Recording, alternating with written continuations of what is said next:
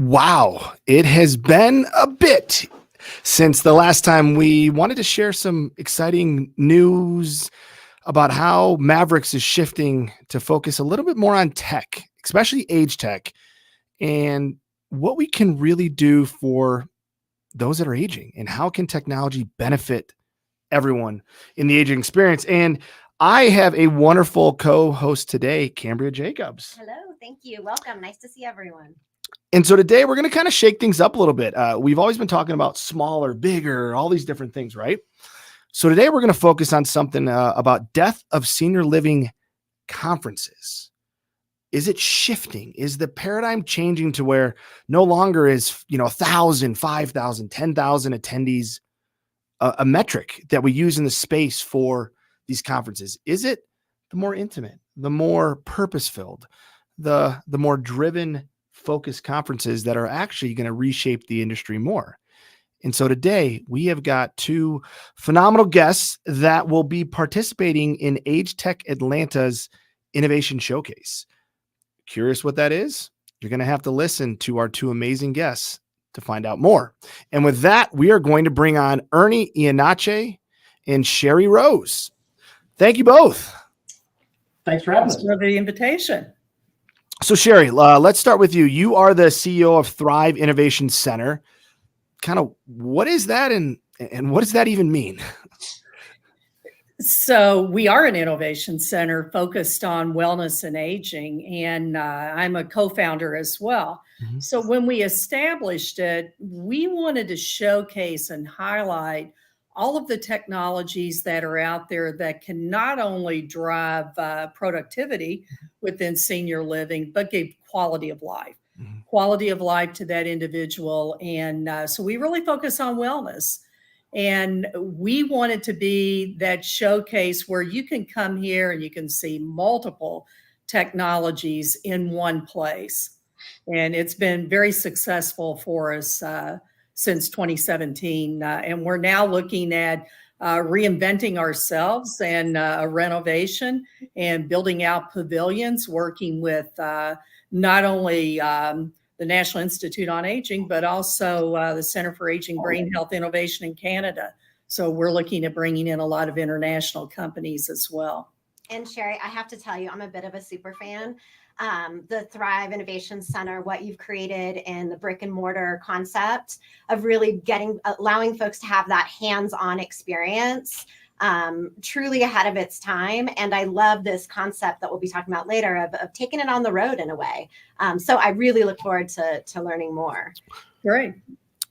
And Ernie, as president of North America of AMBA Health, you guys do a lot, it looks like, with, AI technology and some of the improvements around that. Can you elaborate a little more as to where you see AMBA's kind of future when it comes to aging and the age tech space here? Yeah, we're one of the leaders in delivering care to the elderly, to aging seniors, really designed across the entire spectrum, from starting in the home all the way to skilled nursing and everywhere in between. And really, you've got to affect a lot of parts, right? It's not just helping the caregivers deliver better care, helping the operators, use this very scarce resource in personnel and workforce that's getting smaller as the population they need to serve gets bigger. But also, same as Sherry, same mission, right? To really affect the quality of life of that senior in all stages, keeping them as independent and as healthy and well as long as possible.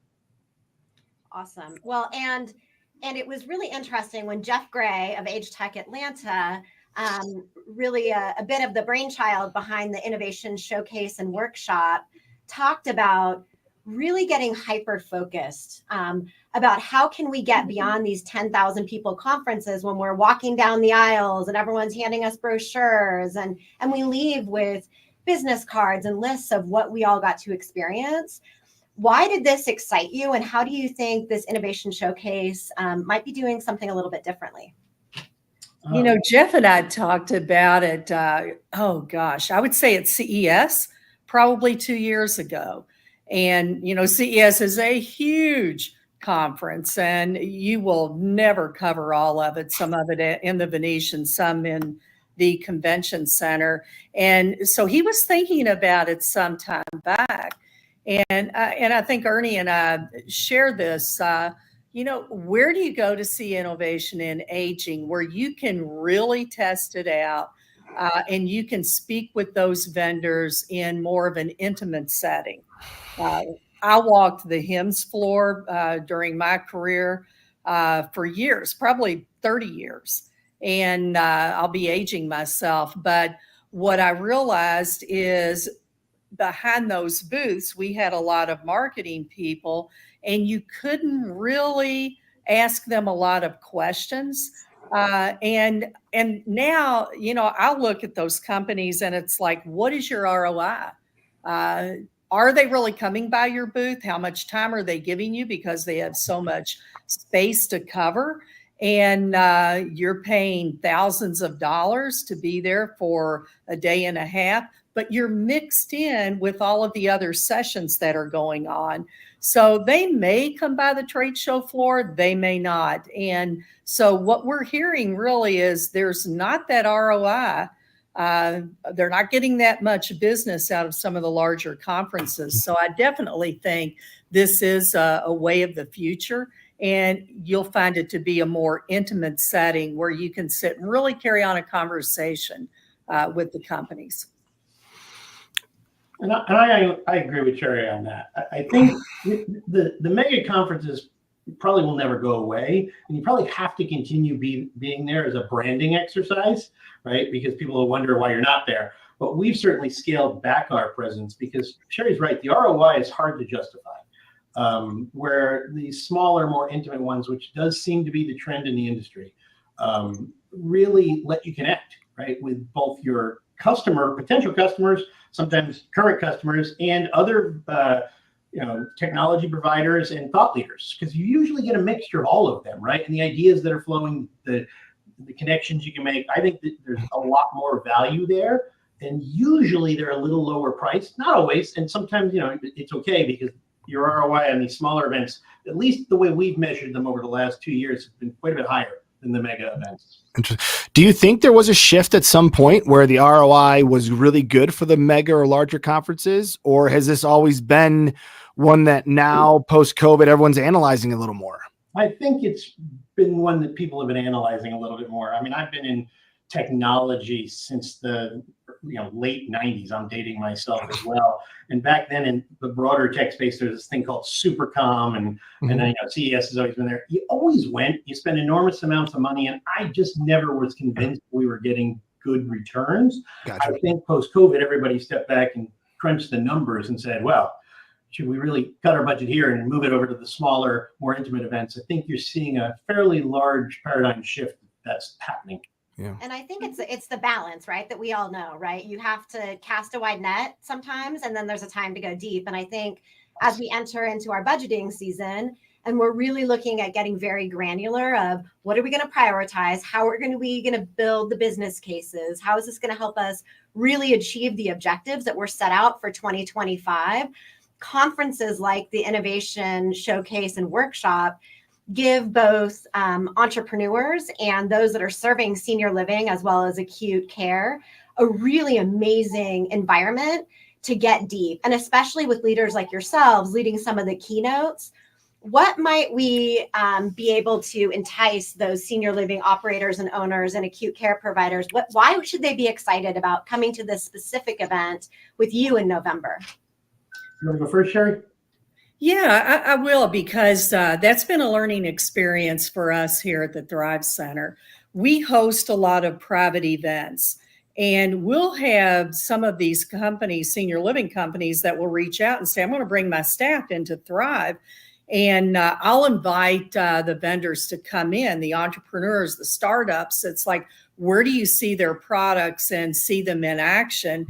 And just to have that conversation with them about, hey, these are our challenges, and look at what are some of those innovative solutions that are out there. Our whole mission is to accelerate innovation in aging. And by doing that, we give them exposure to the industry. And it has to be that conversation. I will also say when we have events, we keep them small enough to where they're comfortable with their colleagues in the room to ask questions and to really take that deep dive focus into the technology. When you're in a large conference, how many of us raise our hand and ask a question? We sit there and we just listen. So we want it to be an engaging conversation. And I think that's what you'll see in some of the smaller settings of what we'll do at AgeTech Atlanta. Ernie, go ahead. You're going to say something. So I think the value that the operators and other people get from a small event, to just sort of add on to what Sherry said, it's intimate enough that people feel comfortable having a back and forth conversation, right? The big events, forget a conversation. Most people won't even raise their hand if you get the opportunity to raise your hand, right? But what I've seen at some of the smaller events, you get not only the first question, but you get back and forth between the panelists, the speakers, the audience, and it becomes a dialogue. I think you get a lot more out of it because you say, well, we tried that last year. And oh, by the way, this didn't work or that did. Have you thought about this?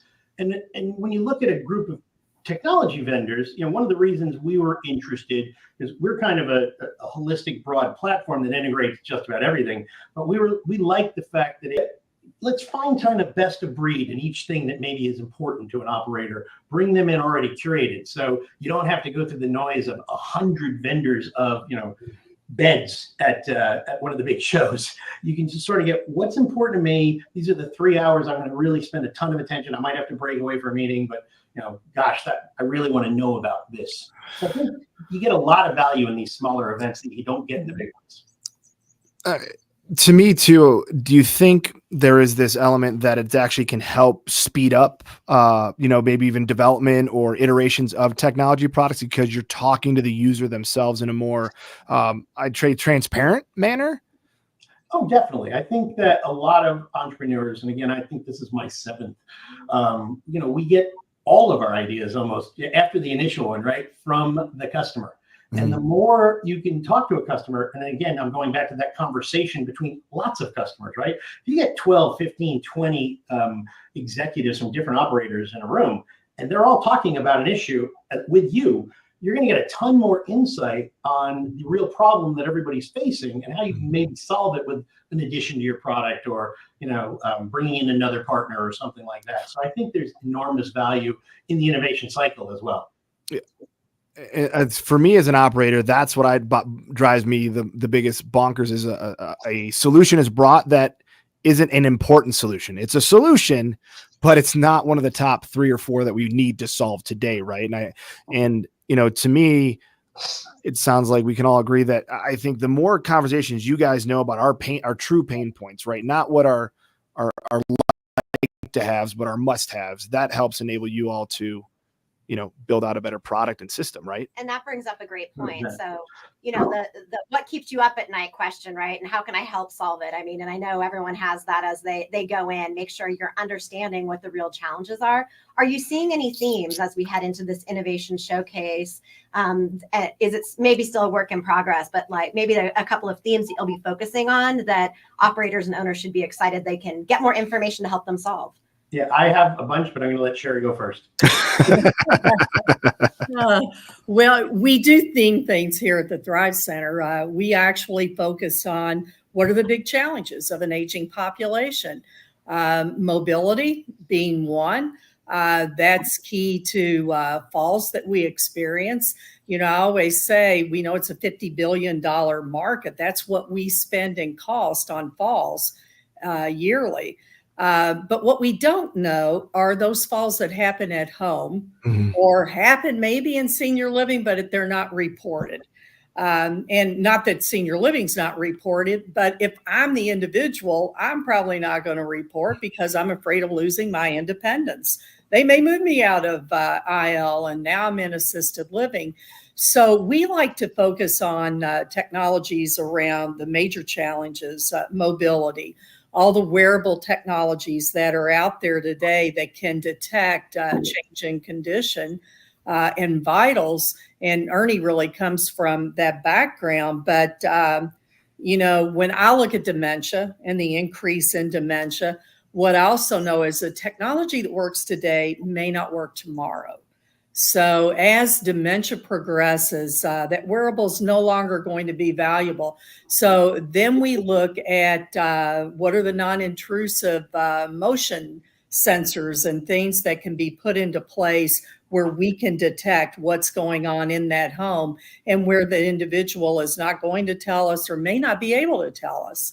And so we always key in on brain health, mobility, wearables, and that smart home technology. And when I say home, Ernie and I talked about this earlier, home can be where we live today. It could be where we transition through independent living or assisted living, but those lines are blurring. And so it's caring for that individual wherever they may be. I love that. Thank you for clarifying that, because it's something that we talk a lot about. Is aging in place doesn't necessarily mean the private residence in which you exist in today. And so I think that's something that all of us have the responsibility to continue clarifying. So thank you so much, Sherry, for that. Ernie. Yeah. So now I want to expand on something Sherry said, not just say what I was going to say. So first of all, I totally agree with her. The technology moves so fast. So you really got to look at what's going to enable you to take in new tech as it happens, almost in real time, without abandoning any of your existing investment, because that just kills you, right? And you, with the staff turnover and the fact that a lot of the operators, they can't even get CNAs anymore, right? You're getting someone that might have worked at McDonald's or JCPenney last week, and now they're delivering care at 2 a.m. and the senior's falling, right? What do? So anything that future-proofs you is invaluable and non-invasive as much as possible, even wearables, right? When you get to dementia and memory care, getting a senior to wear a wearable is really, really tough. So the technology that's now emerging that basically does all of this without any intervention and the senior having to wear it, that's the home run, right? And more of that's really coming to market. Now, what are the operators going to get by going to this? And I think there's a couple of big themes. I'm actually doing the keynote, so I hope I set this up right. There's a bunch of things converging right now that are causing, consternation and also problems and opportunities for operators. First one is the workforce shortage, right? I've touched on it a bunch of times. That is only getting a lot worse. So you've got to be extremely light touch. Anything you do, you can't ask the frontline worker to do anything new or different or extra. You've got to make it easier. That's the first one. You're going to hear about that at this conference. Second thing is there's a massive, and Sherry and I were talking about this earlier, convergence of healthcare and senior care into one continuum. And again, if you don't figure that out, you're going to probably get run over, right? And I'll give you some things that you need to think about, right? AI is going to be, huge in this space and going to help. Where does it get applied? And where does it not break things as opposed to help them? And then the other two big ones. I'm going to first go to Sherry's memory care and dementia. Guide programs are being spun up all over the country. Well, how do you use guide dollars to help subsidize senior living? It's possible, right? In fact, that's one of the things we help specialize in. Another one is value-based care. Right now, half the care industry or half the senior living industry isn't even yet evolving to deliver true care, though the other half is getting there aggressively. But the real innovators, the leaders, are jumping into value-based care programs, right? Big piles of money to help fund a lot of this delivery of care.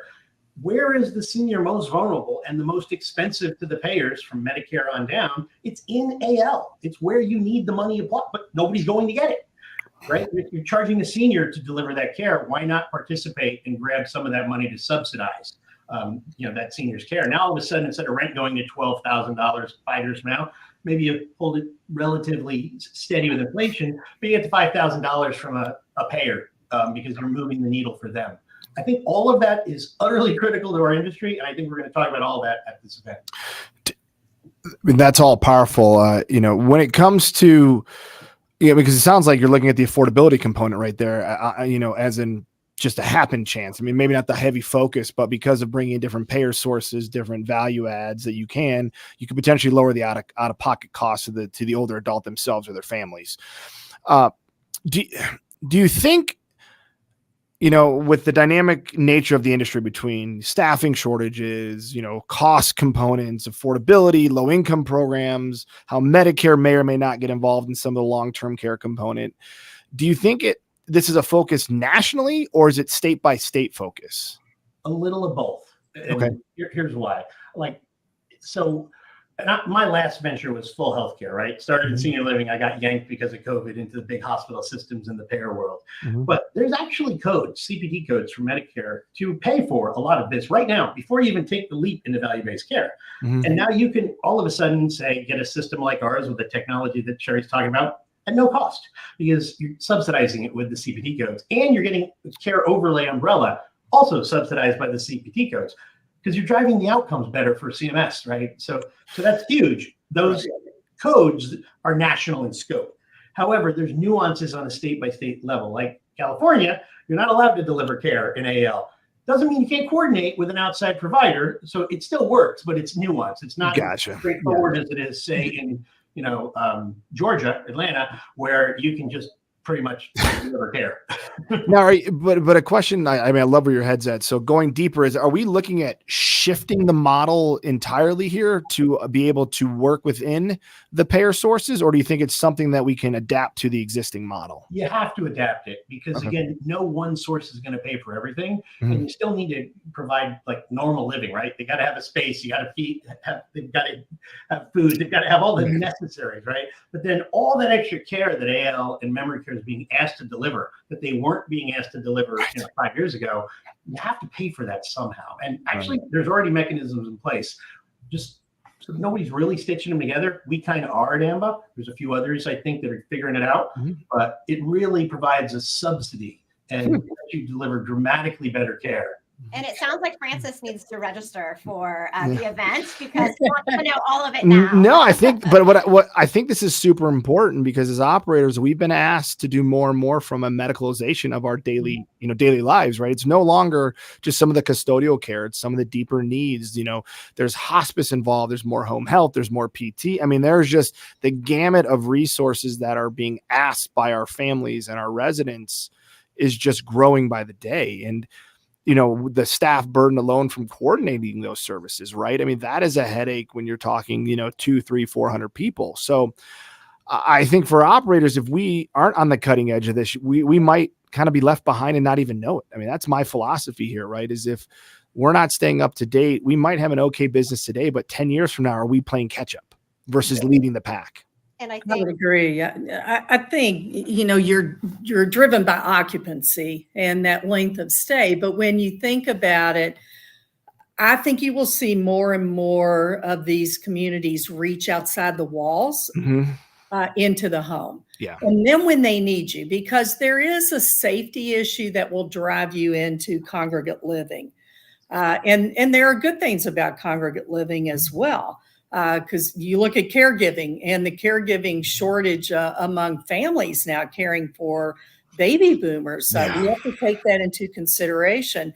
We get asked that all the time. It's like, can you recommend? I mean, I get calls on weekends. Can you recommend somebody to help my friend whose parent is aging? I would be one of those people. I know, and it happens. And so sometimes we are driven out of our home into congregate living because of safety concerns, and we no longer have that caregiving. Technology can augment that some, but you can't take away that workforce. It's always going to be required, but can we help that workforce? Can we pick up on things that really now they don't have to be doing the continuous checking because there's technology that are alerting them to changes in condition. But I do think it's going to be important that we reach into the home and we care for them there. And then when they need us, they'll come into your community. And to Sherry's point, it's a simple fact. COVID has shifted what people didn't want to go to AL, right? I mean, it just was a fact. You were almost resigning yourself that I'm near the end.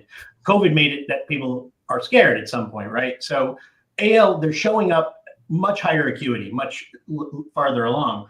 So operators actually need to look at a technical solution that fixes a lot of the new problems there, but also attracts them to IL because IL has the same resistance. But if you can say, listen, we can provide you much more actual independence and you can stay out of AL much longer if you come to our IL, and here's why, right? It's no touch, non-invasive, but if you trip over the dog at 2 a.m., we're there for you. That happened to my mother, by the way. That's why I'm getting it, right? All right. Yeah, you know that for like 2 Yep. hours. Yep. Tech can tell you if it's implemented right, non-invasively. Hey, you know what? Your resident in bungalow down the street, they could use a phone call or someone to come help them. If you market that right, it's independence longer. Right. And this way, maybe you fill up your AL and IL simultaneously with the same tech stack. And I think that is well said, because I still think that the aging at home by yourself, we're going to realize the negative impact it has on our cognition and our depression and loneliness, right? Because what we find a ton of is it's not just the physical issues that we're dealing with now. We're dealing with someone that moves from their home. Depression is rampant, nourishment, right? And just this cycle that they get stuck in, demanding they live by themselves, but no interaction, no socialization, no positive contributory factors from other people, that we see physical declines happen so much faster. But then when they get in that right environment, we can see them perk back up, right? Because there is this socialization component that I feel as Americans, we're so concerned about our privacy and our independence that we forget we are social beings, and we've got to look at that social component. So Francis, Absolutely. this hasn't entered the lexicon of senior living yet, but it's monstrously big and talked about in healthcare. It's called the social determinants of health. Oh yeah. All those things that aren't directly related to your disease or your chronic conditions. What are you eating? Who you're interacting with, how much social time you have, what's your environment look like, right? One of the things that senior living is uniquely positioned to deliver is you can fix all the social determinants that don't have to do with the doctor and the drugs, right? Correct. Yes, sir. And it's huge, but nobody's marketing it. Nope. And we should, as an industry. I agree 100%. I think we'd see increased length of stay, better quality of life, and increasing health span to match lifespan versus right now, where we're kind of, sometimes those health and lifespans don't really line up too well. No. So, Well, and speaking of social determinants of health, your zip code determines a lot of times your lifespan. yeah, right. That's well said. And that comes down to, do I have access to the food? You talked about nutrition. Do I have transportation to even get to the doctor? Right. And those are all issues that we have to face as we age. Well, and I know we got to wrap up soon, but I think what we have to get to is that regardless of our socioeconomic status, our older adults, those that are aging, deserve the same high quality of care. And I think that's the shift that we have to be focusing on, is regardless of zip code, regardless of wealth, we need to ensure our older adults, the ones that have built, kind of before us, get the care and love they deserve, regardless of their economic status, period. Agree totally. Very well said. That's, I think, why we're all in this business. Yeah. That's true. And I think we heard a lot today about what's in it for the owners and operators. There's a right? ton. As an There owner is a operator, there's a lot. ton. And I love that we have Francis here, who, when he puts his other hat on, that's There's his some bread cool and butter. stuff. Yeah, there's some cool stuff. And as a representative of the entrepreneurs, the investors, those trying to really better understand the real problems, what a lucky opportunity for those who have been selected to be into this product showcase. It's the dream of getting in front of the folks that your decision makers to validate the roadmaps, really getting that real-time feedback and a chance to start moving this all forward, to start solving the big problems, which is why this innovation and all these innovators are in the space.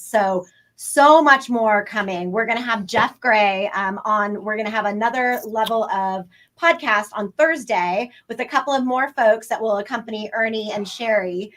Jeff's going to talk about a little bit of the background and what we can expect here.